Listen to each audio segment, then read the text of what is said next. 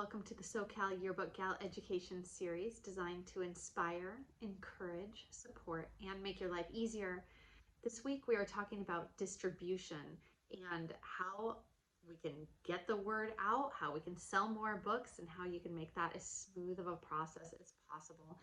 And this is part of the What to Do When You're Done series, and it's aimed to take you from your final submission on your deadline to getting your books at delivery. So the first thing that I want to talk about, and this is based on the Balfour blog called Key Strategies to Prepare for Distribution. I'll include that link here too. But probably the most important thing to do if you haven't sold all of your books is to get the word out that your books are coming, they're gorgeous, and buy your book now while you still can. We have a limited number left, and when they're gone, you can't get any more. We're done.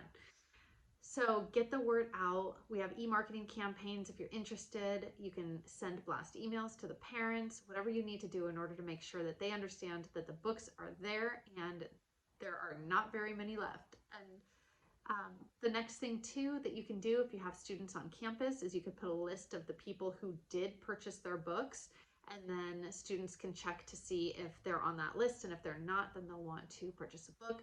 The other thing you can do too is for your distribution day, if you have the ability, if you're planning on doing some sort of a distribution party, or maybe you guys are going outside, if you're going to have like food trucks and music and all sorts of fun stuff, if you could do some like social distancing gathering outside, if you can really get the kids amped up about that and get them excited, then it would really encourage students to purchase their books too, especially if it's only open to students who have yearbooks. So consider doing something like that, a distribution or a signing party. There's a lot of options. Just make sure that you run it by your administration, make sure that you can actually do something like that.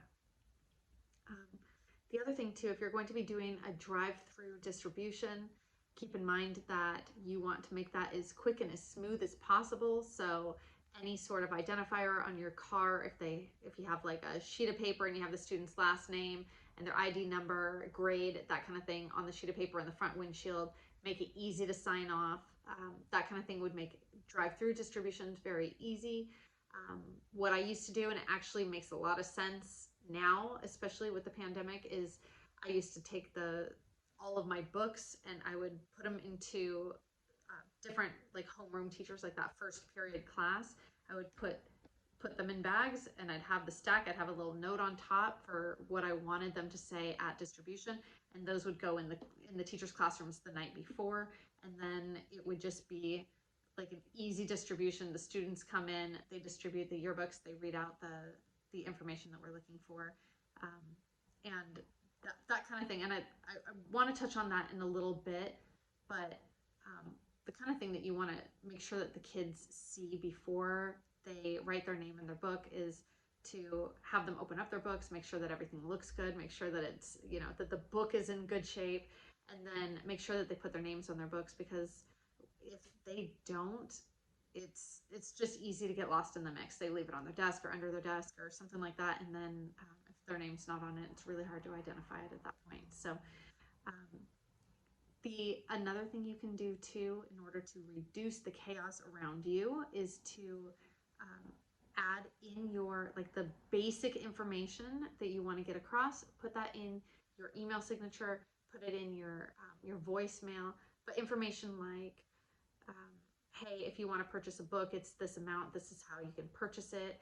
Or if you have any questions about, the distribution or whatever, you can contact this person, that kind of thing. Just anything to kind of reduce your stress and keep all the questions and everything from piling up on you. So if you can delegate as much as you can, that would be great. At the same time, if you're going to be delegating that information or delegating those questions to other people, make sure that you have like a cheat sheet for the people in the office so that they don't have to come to you with every question too. So how much is that book going to be, and what happens if a student needs to switch a book out for a different one or something like that, or if they want to purchase another one. Have a little cheat sheet for the people in the office too, just to make everything really seamless and flow nicely. And then the last thing that I'd like to talk about is just mistakes. Some schools like to put it actually in their book. You could do like a little tiny slip that you can put in the front. Just open up the book, stick it in the very front, in front of the end sheet. If you did it with like the theme of your book, that would be really cool too. But just something that says, hey, this is a student publication. We worked really, really hard on this. It was a wacky year, and we hope you love it. And if there are mistakes, please know that it's unintentional. And we really want you to have a beautiful memory of this year, and please enjoy this book. So something like that might help too. I have some suggestions for those as well, and I'll include the link in the email. So good luck with all of that. If you have any questions, or if you have any ideas or suggestions for how we could do distribution differently or have it flow more smoothly, please reach out and let me know so I can send that information on to everybody else too. Thanks so much. Good luck, and we'll see you next time.